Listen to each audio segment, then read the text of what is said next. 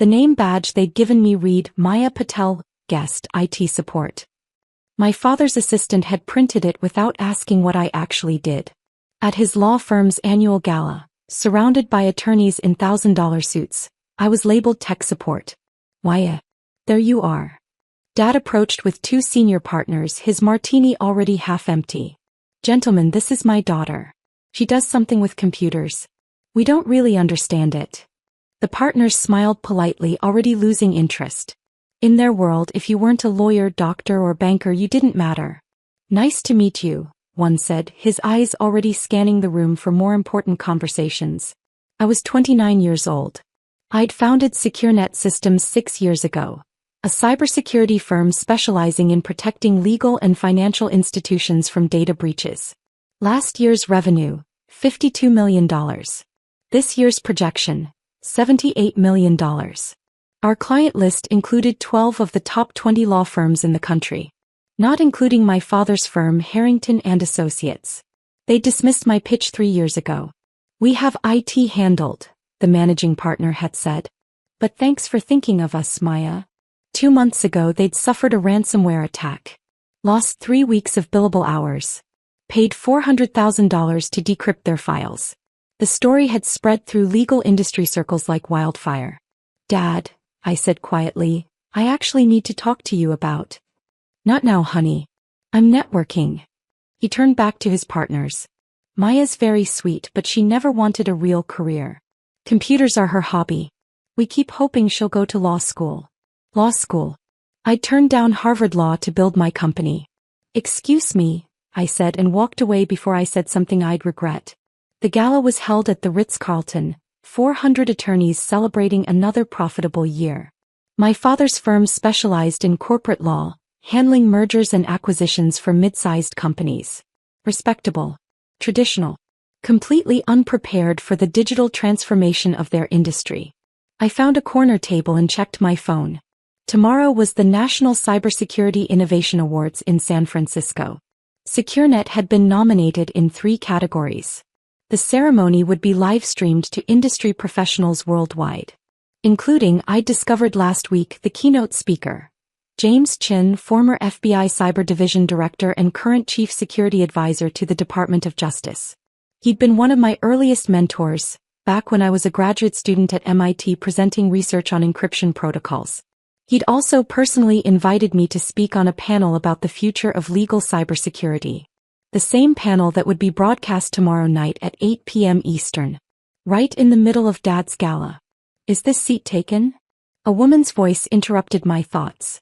I looked up to see Amanda Walsh, senior partner at Morrison & Klein, one of the largest law firms in Chicago and SecureNet's biggest client.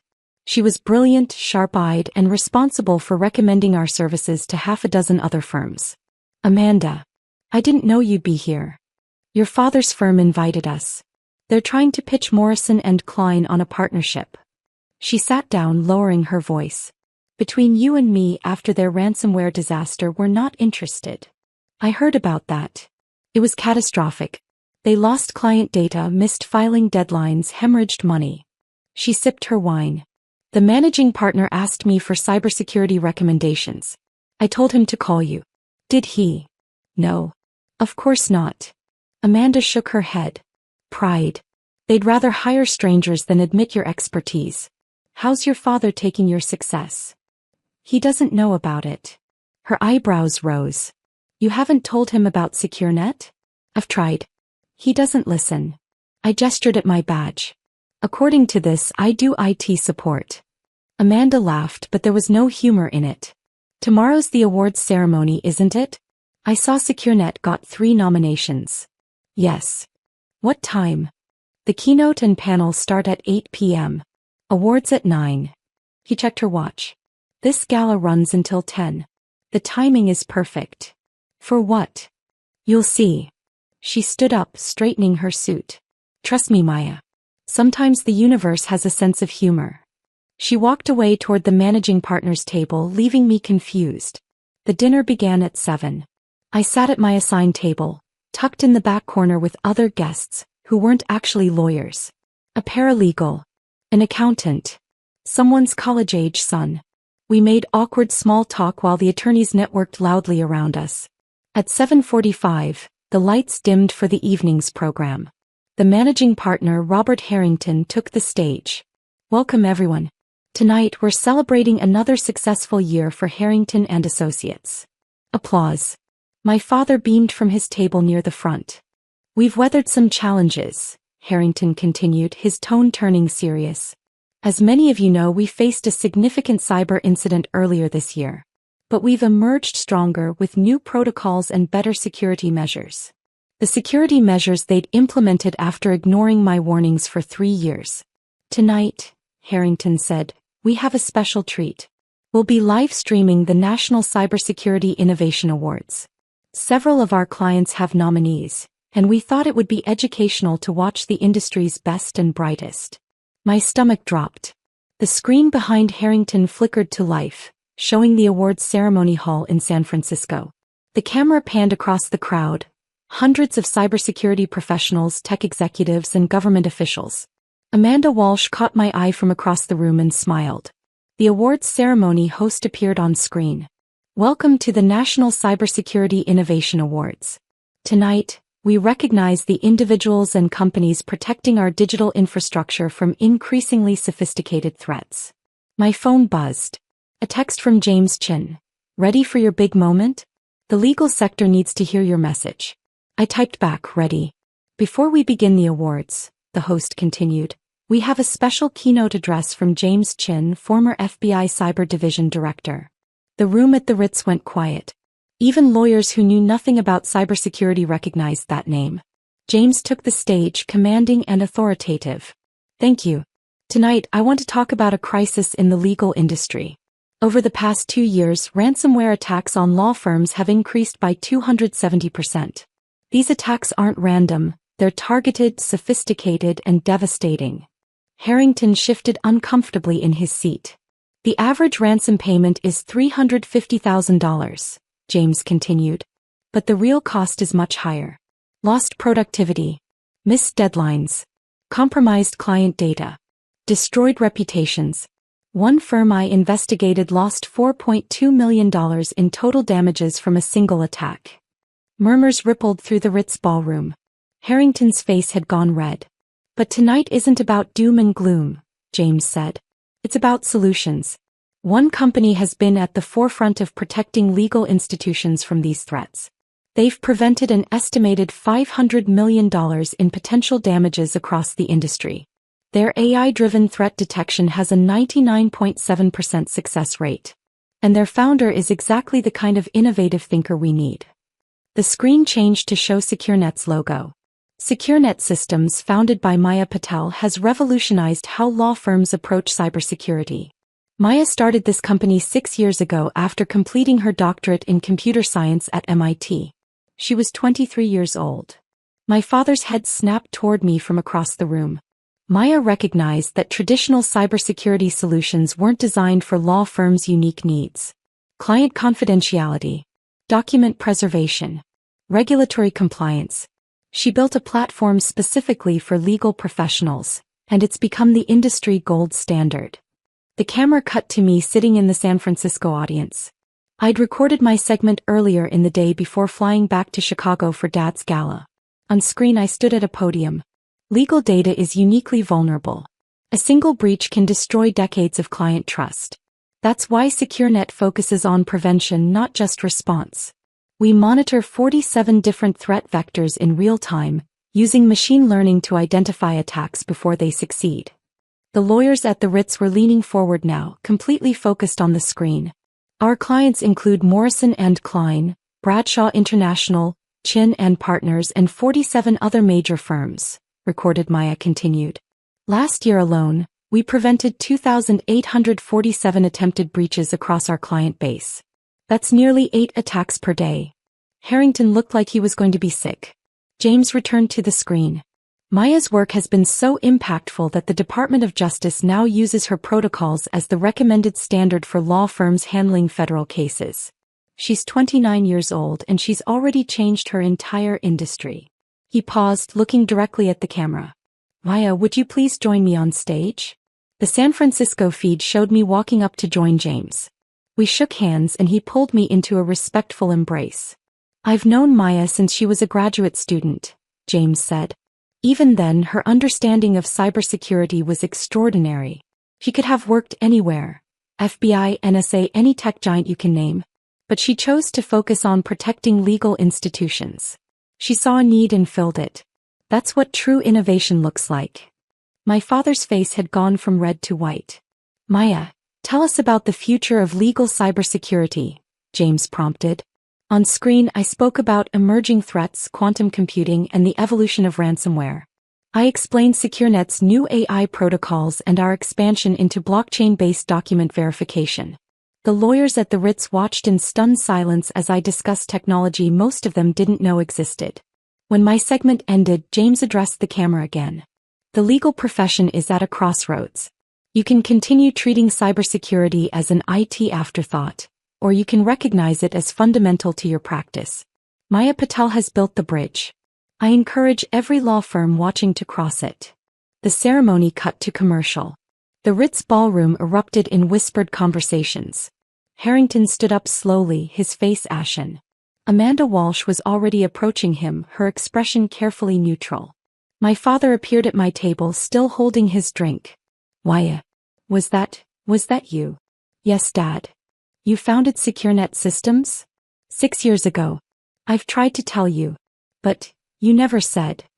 He trailed off, his mind clearly racing through years of dismissive conversations. "I said I ran a cybersecurity company." He said it sounded like computer games. I said I had major clients. "You asked if I'd considered law school." I kept my voice level. "You never asked questions, Dad. You decided what my life was and you never looked deeper." Other lawyers were staring now, recognizing me from the screen. Harrington crossed the ballroom, Amanda Walsh at his side. "Miss Patel. I didn't realize, that is, we weren't aware, that I was the founder of SecureNet?" I stood up. "Your firm received our pitch 3 years ago. My name was on every page." "Yes, but we thought." He cleared his throat. "We'd like to discuss bringing you on as a consultant." "You already lost that opportunity. After your ransomware attack, I reached out offering emergency services. Your office never returned my calls." Amanda interjected smoothly. "Which is why Maya's client list is now a who's who of your competitors. Morrison and Klein, Braddock, Chin and Partners. Every major firm except Harrington and Associates." Harrington's jaw clenched. "Ms. Walsh, we were hoping to discuss that partnership." "I don't think so," Amanda said coolly. "Morrison and Klein can't partner with a firm that has such obvious cybersecurity vulnerabilities. It's a liability we can't accept." He turned to me. "Maya, we need to discuss expanding our contract. Can we schedule a meeting next week?" "Of course." She nodded to Harrington and walked away, leaving him standing there, diminished. My father found his voice. "Maya, why didn't you tell me you were successful?" "I did tell you. Multiple times. You weren't listening." I picked up my purse. 3 years ago I tried to explain my company at Thanksgiving. You interrupted to ask if I'd met any nice lawyers. 2 years ago I mentioned landing Morrison and Klein as a client. You said, "That's nice, honey," and changed the subject to your golf game. Last year I tried to discuss the Department of Justice contract. Mom asked if I'd thought about going back to school for a real degree. The words hung in the air. Other partners were watching now, witnessing the managing partner's daughter humiliating him in front of his colleagues. "I have a doctorate from MIT, I continued. "I run a company with 93 employees across 4 offices. My annual revenue is $78 million. But you called me IT support." I held up my badge, the cheap plastic glinting under the ballroom lights. "I'm leaving now," I said. "The awards ceremony continues in 15 minutes. SecureNet is nominated for Innovation of the Year, Best Enterprise Solution and Emerging Leader. I might win. You can watch it here or you can continue networking and pretending tonight didn't happen." "Maya, please." Dad reached for my arm. I stepped back. "Enjoy your gala, Dad." I walked out of the Ritz-Carlton, leaving 400 lawyers watching me go. SecureNet won all 3 awards. I watched the live stream from my apartment, surrounded by my actual team, the engineers, analysts, and developers who'd built the company with me. We celebrated with pizza and champagne, toasting our success without a single lawyer in sight. My father called 17 times that night. I let them all go to voicemail. The next morning my inbox was flooded with messages. 6 law firms requesting consultations. 3 industry publications wanting interviews. 2 venture capital firms interested in funding our expansion. And 1 email from Harrington and Associates, formally requesting our services. The offer was desperate, inflated, and far too late.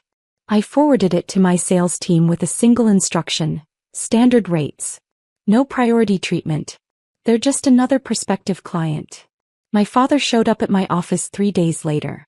My assistant tried to turn him away, but I agreed to see him. He sat in my conference room looking smaller than I remembered. The room overlooked the Chicago River, floor-to-ceiling windows showcasing the skyline. Our company logo, a shield wrapped in binary code, dominated one wall. "This is impressive," he said quietly. "Thank you. Maya, I owe you an apology." "Yes, you do." He winced. "I was wrong. About everything. Your career, your company, your success.